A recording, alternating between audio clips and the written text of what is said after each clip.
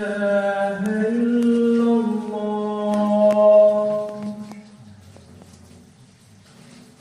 أشهد أن محمدا رسول الله أشهد أن محمدا رسول الله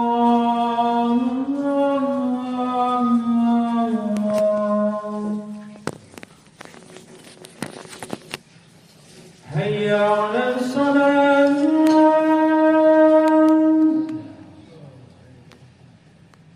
هيا على الصلاة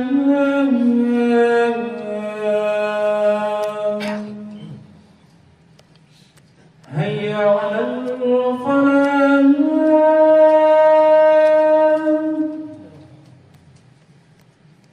هيا على الفلاح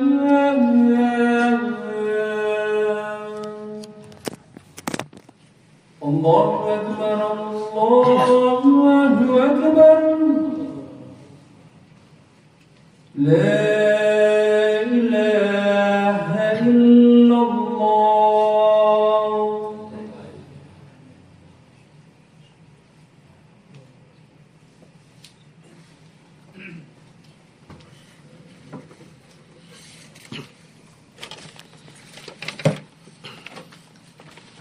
إن الحمد لله نحمده ونستعينه ونستغفره ونعوذ بالله من سرور أنفسنا ومن سيئات أعمالنا من يهده الله فلا مضل له ومن يضلل فلا هادي له أشهد أن لا إله إلا الله وحده لا شريك له وأشهد أن محمدا عبده ورسوله لا نبي بعده قال الله تعالى في القرآن الكريم أعوذ بالله من الشيطان الرجيم يا أيها الذين آمنوا اتقوا الله حق تقاته ولا تموتن إلا وأنتم مسلمون يا أيها الناس اتقوا ربكم الذي خلقكم من نفس واحدة وخلق منها زوجها وبث منهما رجالا كثيرا ونساء واتقوا الله الذي تساءلون به والأرحام إن الله كان عليكم رقيبا يا أيها الذين آمنوا اتقوا الله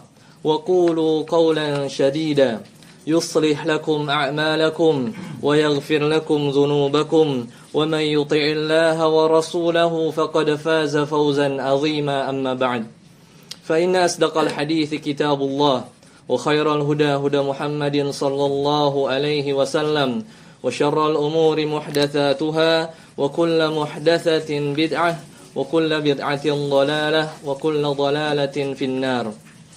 Ma'asyiral muslimin, sidang Jumat rahimani wa rahimakumullah. Pertama-tama yang paling utama, marilah kita bersyukur kepada Allah Subhanahu wa taala atas segala nikmat yang telah Allah berikan kepada kita semua. Di antara nikmat yang paling agung yang patut kita syukuri adalah kita masih beriman. Kita masih diberikan rasa istiqamah di dalam menjalankan perintah-perintah dari Allah Azza Jalla wa Jalaluh. Dan yang kedua, khatib berwasiat, terutama bagi diri khatib pribadi dan kepada para jamaah sekalian, agar senantiasa kita bertakwa kepada Allah Subhanahu wa taala. Dan kata Allah dalam surat Al-Baqarah, beliau Allah Ta'ala berfirman, وَتَزَوَّدُوا فَإِنَّ خَيْرَ الزَّادِ التَّقْوَى. Berbekalah kalian, karena sesungguhnya sebaik-baik bekal adalah ketakwaan kepada Allah Subhanahu wa Ta'ala. Kaum muslimin rahimani wa rahimakumullah, ketenangan hidup adalah sesuatu yang kita dambakan. Ketenangan hidup adalah sesuatu yang kita cari. Maka kita berada di sini, kita bekerja, kita mencari nafkah, tidaklah dan tidak lain, tidak bukan, kecuali kita mencari ketenangan hidup untuk memberikan, melaksanakan kewajiban kita sebagai kepala rumah tangga, atau sebagai melaksanakan kewajiban kita sebagai orang yang mematuhi atau melaksanakan hal-hal yang harus kita nafkahi. Ditambah lagi, saat ini hidup di luar sana penuh ambisi-ambisi dunia. Hidup di luar sana banyak segala hal-hal yang menyibukkan kita dari perkara-perkara akhirat. Oleh karena itu, setiap orang yang mendapatkan nikmat, ketika kita seorang melihat orang lain mendapatkan nikmat, kadang ada orang-orang yang merasa sempit hatinya. Dia timbul dalam hatinya iri, dia timbul pada dirinya hasad kepada orang tersebut, dan juga mungkin hidupnya akan merasa puas dengan maksiat dan mengikuti hawa nafsu, dan hatinya merasa gersang dan penuh kegelisahan. Allah Ta'ala berfirman dalam surat Taha, Allah Ta'ala berfirman, وَمَنْ أَعْرَضَ عَنْ ذِكْرِي فَإِنَّ لَهُ مَعِيشَةً ضَنْكًا. Kata Allah, وَمَنْ أَعْرَضَ, barang siapa yang dia berpaling, an dzikri, dari peringatanku, فَإِنَّ لَهُ مَعِيشَةً ضَنْكًا, maka sesungguhnya baginya adalah penghidupan yang sempit. Allah Ta'ala berfirman dalam surat Taha ayat 124. Namun di sisi lain, sebenarnya ada juga orang-orang yang berusaha. Namun di sisi lain sebenarnya ada juga orang-orang yang berusaha untuk benar-benar hidup dengan tenang dan bahagia, namun tak juga dapat meraihnya. Maka lalu bagaimana agar kita dapat menggapai ketenangan hidup tersebut? Maka sekiranya ada lima poin utama agar hidup kita bisa lebih tenang dalam menjalani hidup ke depan. Dan poin pertama adalah perbaiki kualitas iman dan ibadah kita. Dan ini adalah kiat yang paling agung, kiat hidup agar hidup kita senantiasa tenang, kita berorientasi terhadap akhirat. Maka kiat yang pertama adalah marilah kita membangun kualitas yang baik terhadap iman dan ibadah kita. Kita boleh berusaha, kita boleh bekerja, kita boleh menyibukkan diri dengan dunia, namun kata Allah Subhanahu wa taala, kita tidak boleh melupakan akhirat. Bahkan ayat-ayat dalam Al-Qur'an menyampaikan bahwasanya yang utama adalah akhirat, dan jangan lupakanlah urusan-urusan perkara dunia. Dan jika kita ingin tenang, mari kita perbaiki kualitas ibadah kita. Di antara yang paling penting dari rangkaian ibadah yang ada dalam agama Islam adalah salat. Dan salat, sebagaimana yang kita ketahui, adalah sumber ketenangan. Dan Nabi SAW berpesan kepada Bilal bin Rabah bahwasanya beliau ingin menenangkan diri, meminta izin untuk salat. Karena itulah caranya beliau ingin beristirahat, yaitu dengan salat. Maka kata Allah Ta'ala dalam surat Maryam, فَخَلَفَ مِنْ بَعْدِهِمْ خَلْفٌ أَضَاءُوا صَلَاةَ وَاتَّبَعُوا شَهَوَاتِ. Sebenarnya ayat ini berkaitan dengan ketika kita menjadi orang tua, ada sebagian orang tua yang mungkin lalai dalam mendidik anaknya, dan muncullah generasi-generasi yang lemah. Dia melalaikan salat dan dia menambah atau berorientasi pada hawa nafsu dunia. Maka dalam surat ini kita mengambil satu faidah. Kata Allah Ta'ala, فَخَلَفَ مِنْ بَعْدِهِمْ, akan ada satu generasi setelah kalian, khalfun, yaitu generasi belakangan. Itu maknanya anak, cucu, cicit, dan seterusnya. Adha'u salata, dia menyia-nyiakan salat. Dia bukan tidak salat, namun dia menyia-nyiakan salat. Mungkin dia salat di menjelang akhir batas waktu, dia salat zuhur menjelang asar, dia salat asar menjelang maghrib, dan seterusnya. Wattaba'u syahawat, dan dia mengikuti hawa nafsu. Fasawfa yalqawna ghayya, maka kelak generasi tersebut akan menemui kesesatan. Oleh karena itu salat adalah tiang agama. Maka berbahagialah bagi orang yang bisa meraih kekhusyuan dalam salatnya. Kata Allah, qad aflahal mu'minun alladzina hum fi salatihim khashi'un.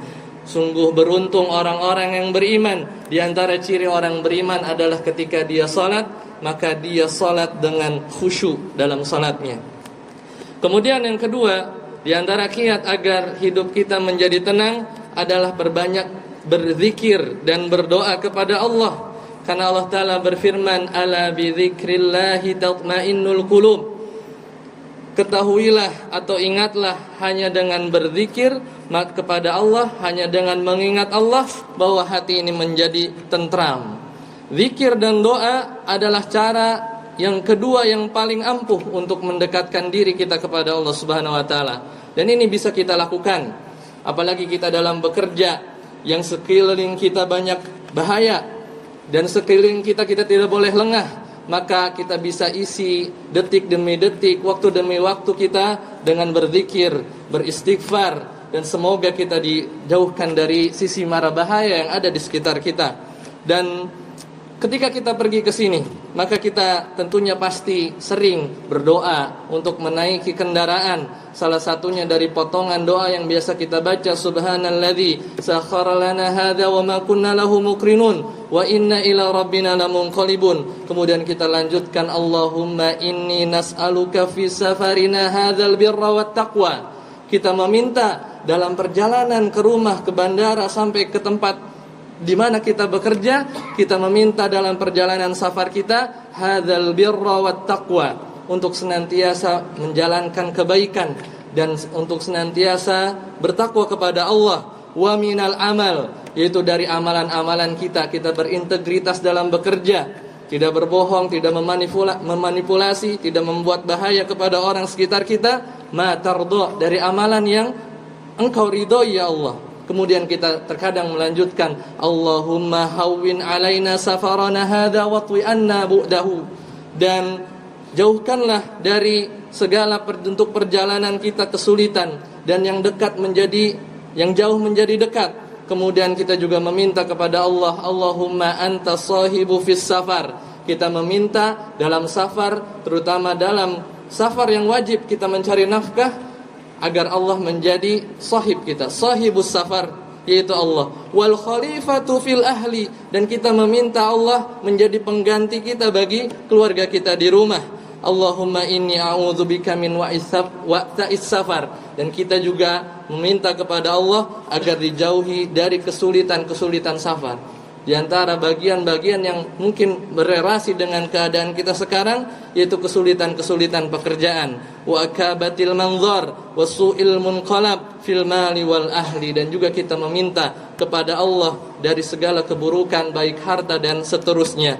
Oleh karena itu, kiat yang kedua, berzikir dan berdoa, itu membuat hati kita tenang sejak kita di rumah sampai kita nanti pulang kembali ke keluarga kita. Para jamaah rahimani wa rahimakumullah, kiat yang ketiga agar hidup kita tentram, tenang, yang ketiga adalah kita senantiasa bersyukur dan bersabar. Berbahagialah wahai para jamaah, bahwasanya kita sebagai seorang muslim adalah sesuatu yang dikagumkan oleh umat-umat yang lain. Kata Nabi SAW, ajaban li amril mu'min, takjub, heran terhadap perkara-perkara seorang mukmin. Apa kata Nabi? Inna amrahu kulluhu khair, karena semuanya baik. Ketika dia dihadapi masalah, in asabathu syarra, maka syakara, maka dia ketika dia ditimpa nikmat, maka dia bersyukur, fakana khairan lah, itu baik bagi dia. Wa in asabathu dharra sabara, ketika kita menghadapi kesulitan, itu juga bukan masalah, itu baik bagi dia, fakana khairan lah. Maka ketika hidup kita diimbangi antara syukur dan sabar, maka kelak hati kita akan tenang. Yang keempat adalah jangan pernah kita atau hindari iri dan hasad. Iri, hasad, dengki adalah sesuatu yang merusak hati. Kemudian dia akan membuat hati kita bergemuruh sehingga kita tidak kembali tenang. Dan di antara sebab-sebab dari yang membuat iri hati, dengki, hasad, yang bisa memicu pertingkaian, pertengkaran yang sangat disukai oleh syaitan, terlebih di tempat yang kecil, kita sering bertemu orang, kita bersosialisasi, maka jauhilah perkara-perkara yang setan senang untuk kita bermusuhan dengan kawan sendiri. Maka yang terakhir, yang kelima adalah kiat di antara agar hidup kita terus tenang, hati kita tenang, adalah hidup sederhana. Maka jangan banyak gengsi para jamaah rahimani wa rahimakumullah. Orang yang banyak gengsi, kemudian dia akan mendapat banyak tekanan. Seringkali orang itu tidak bahagia bukan karena kekayaannya yang tidak cukup, namun gengsinya yang tinggi sehingga dia akan menggali lubang untuk menutup lubang yang lain, kemudian hidup banyak hutang, terlebih hutang riba. Maka semoga Allah mudahkan kita, jauhkan dan lunaskan hutang-hutang kita semua. Dan gengsi dan gaya hidup berlebihan akan membebani jiwa. Ketika jiwa terbebani, maka hati tentunya tidak akan tenang sebagaimana orang-orang yang bisa qanaah, orang-orang yang bisa mencukupkan dari apa nikmat yang Allah berikan kepada kita. Dan itu adalah kiat yang kelima agar hati kita tenang dan bisa berorientasi terhadap akhirat. Dan semoga apa yang disampaikan dalam khutbah yang pertama ini bisa bermanfaat bagi diri kita semua, dan semoga kita termasuk orang-orang yang bisa meraih ketenangan dalam hidup dengan mengamalkan kiat-kiat tersebut. Aqulu qawli hadza wastaghfirullahal azim li wa lakum wa lisairil muslimina wal muslimat fastaghfiruhu innahu huwal ghafurur rahim.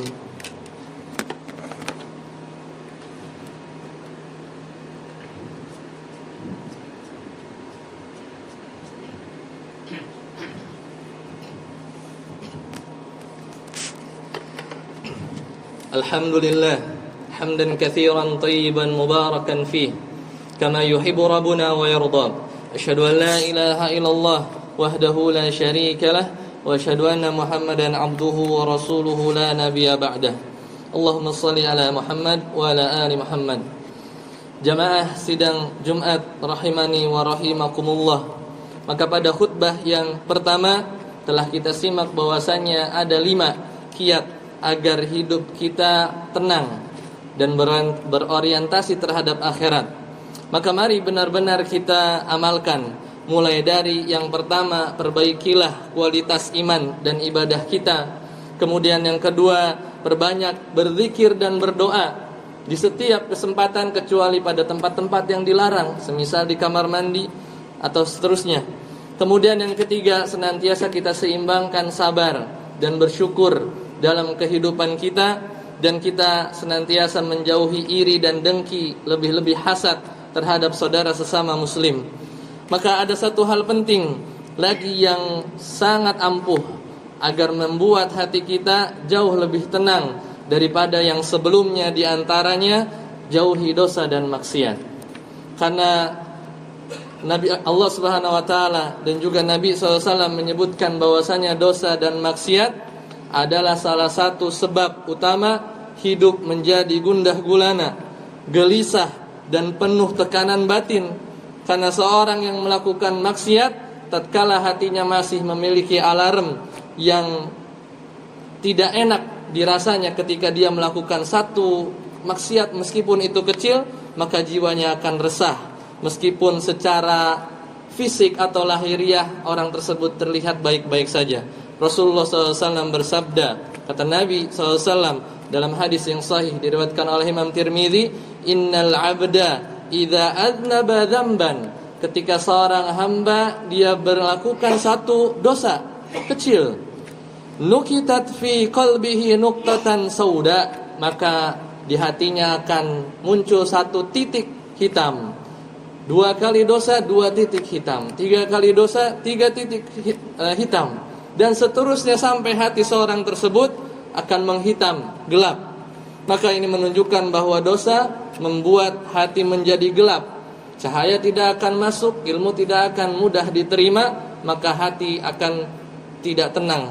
Maka dosa dan maksiat akan memadamkan cahaya hati, membuat orang terasa sempit, dan akan sedangkan kebalikannya, amalan-amalan ibadah dan kiat-kiat yang tadi itu tentunya akan menambah cahaya dalam hati kita. Maka jauhilah dosa, dan adalah langkah penting untuk mendapatkan ketenangan jiwa dan kebahagiaan hidup. Mari kita tutup khutbah yang kedua ini dengan menundukkan pandangan. Kita berdoa kepada Allah Subhanahu wa taala, merendahkan hati kita. Semoga kita Allah karuniakan ketenangan jiwa dan hati, dan Allah selamatkan kita dalam pekerjaan sampai kita pulang di rumah, dan Allah juga jaga keluarga kita di rumah, tidak ada yang berkurang satu apapun.